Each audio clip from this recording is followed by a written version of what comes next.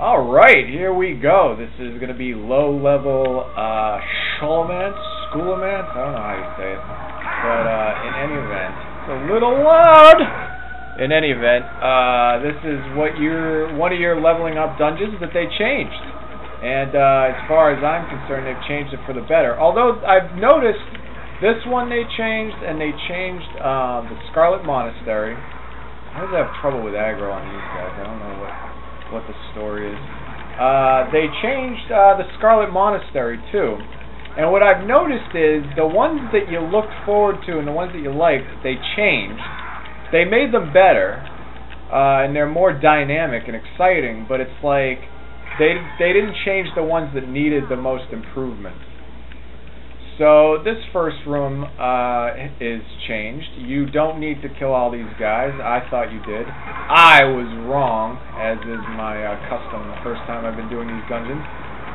But anyway, yeah, I'm going to talk a little bit more shit. This is not a dungeon guide, so don't get it twisted. This is not a dungeon guide. This is just me fucking around on my low-level character until Mists of Pandaria comes out. And even after Mists of Pandaria comes out, I'm not likely to do level 40. Look at me, level 40. Might as well be level 80. What in the fuck? So yeah. But let's see. What's some other shit that they changed? The main thing being is like they had great dungeons and they made them better, but the shitty dungeons like the Marauding Caves, not the waterfall one, but the one where you'd run around killing a bunch of fucking little shop of horrors. Like a bunch of plants and Venus flytraps and shit. They didn't change that one. It's like that's the one that you need to change. Everybody likes Schoolmance. I don't know how to say it. Is it a hard C or a soft C or a CH noise? But in any event, they're still good. These ones are better. And I was trying to think of a metaphor before I shot this video, and the best thing that I could say, let's say you have a weekly menu, right? And the weekly menu is the metaphor for the dungeons that you're going to have to run as you level up. So, before the 5.0 update, they did, what's it called? On Tuesday, you would have your steak dinner, and that was the Scarlet Monastery. And then on Wednesday, it was like, oh, we got left is cat food, and that was Marauding Caves, right? And, so then they were like, okay, come 5.0, we've changed it, and now, what am I trying to say? Hang on. Oh, I'll talk about this boss for a minute. This is very disorganized. I'm talking as I play. Normally I record it and then talk. But why do I keep losing aggro to this guy? Who is it? Who is it? I don't know. Who cares? I guess his DPS is pretty good. Or is it his goddamn pet? Well, anyway, watch out for the wall of ice. It's really easy. And then she goes into this little urn, I guess depending on your beliefs about the afterlife. She goes in here, and then you got to kill the urn, which is always appropriate. Anytime I see somebody's cremains, I always try to smash it with my sword and shield. And speaking of the word cremains, what an awful word. Like, normally those stupid words where they do combinations of heal the healer. I love healing the healer. I think it's so insulting.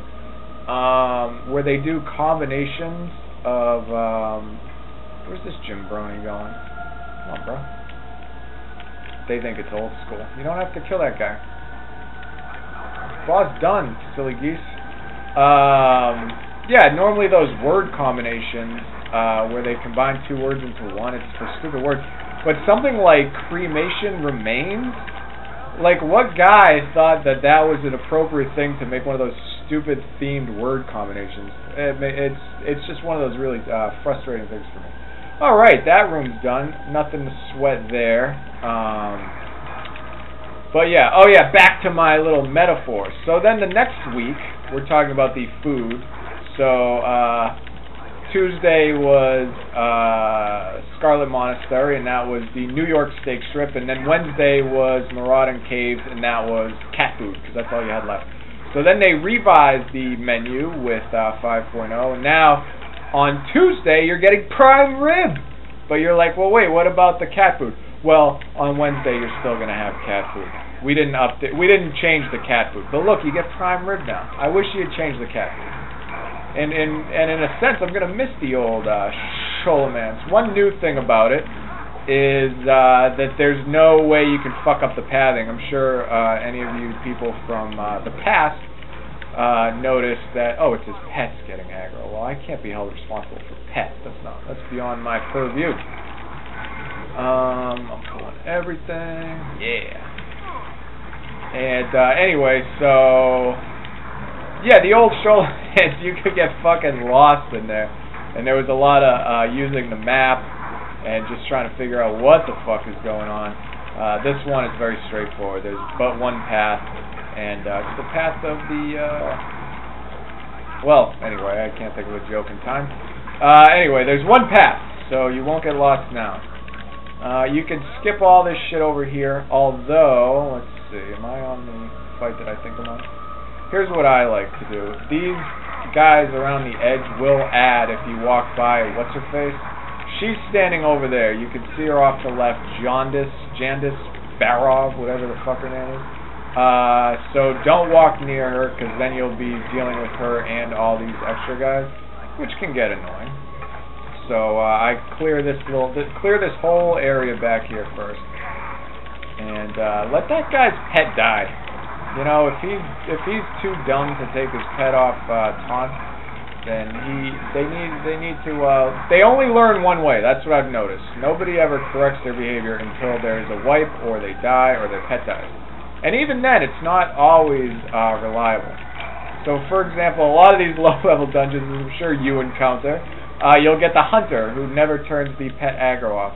And their pets are just perpetually on the floor, just looking up at their masters going, "Why did you turn it off? This could have been prevented." But they don't care. She's going to do a little wave attack. Don't stand in there. I actually like what they did. They made it so that you have to... The bosses, the ones that they've updated, they've made it a lot more dynamic, a lot more interesting, which I appreciate, because a lot of these dungeons, it was just like, oh man, what a grind. And another thing that I've noticed is that I think, and it could be just because I don't know the dungeons as well, but they have the DPS has to be a little bit more on the ball too, which I appreciate, because you know how I feel about DPS. The reason I never do DPS classes or guides, or I may never do it, I may do it, but I may not, is because any character that if they die in the middle of the dungeon and it doesn't make any difference, it's like, then it doesn't, you don't need to know what you're doing. So we don't like DPS.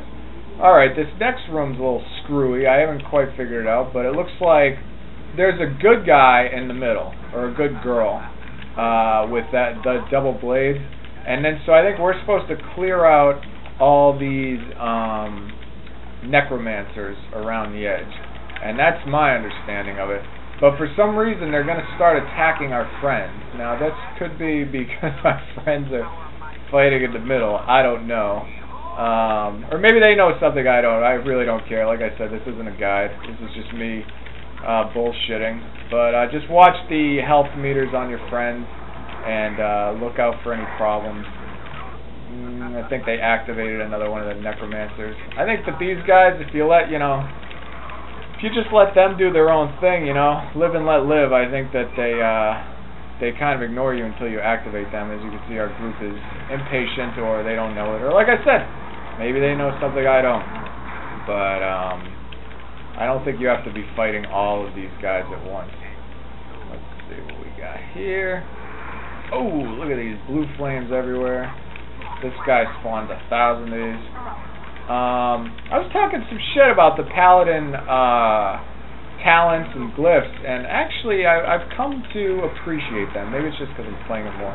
But one huge improvement that makes my life so much more fun, and just makes me feel like a total baller as I run through this dungeon, is the ability to aim where my consecrate goes, aka Death and Decay. It's now like the Death Knight, Death and Decay. I can just put it wherever the fuck I want, so it really helps with aggro and planning pulls and grouping up packs, all that shit, all that good stuff that we like with the tank. That's what it does. Alright, here we go, still rocking and rolling. I'm gonna stun this motherfucker. Oh, you can't stun him. I guess these guys count as like part of the boss. I don't know what's going on. But watch, now she falls to her knees like a bitch. And this guy right here, got to compliment them on the player models. These guys are looking pretty cool.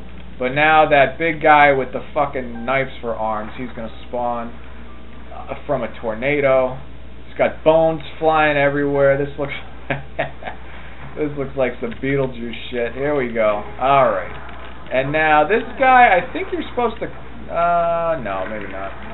One time I was fighting him and he was slow, and I thought maybe you're supposed to kite him around. But you never know. With these low-level dungeons, it could just be that your healer is garbage. I would not stand in the blue flames, but I'm not an expert by any measurement. I am not an expert on this dungeon. So, but those blue flames look like they're mighty hot.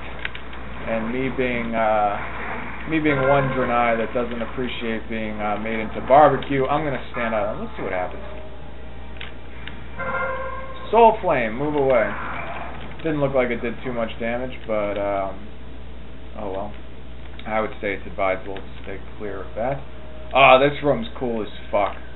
Now just kill this guy right off the bat. This is gonna be fun. So you see this giant ogre-looking guy. Ogre, is that the right word?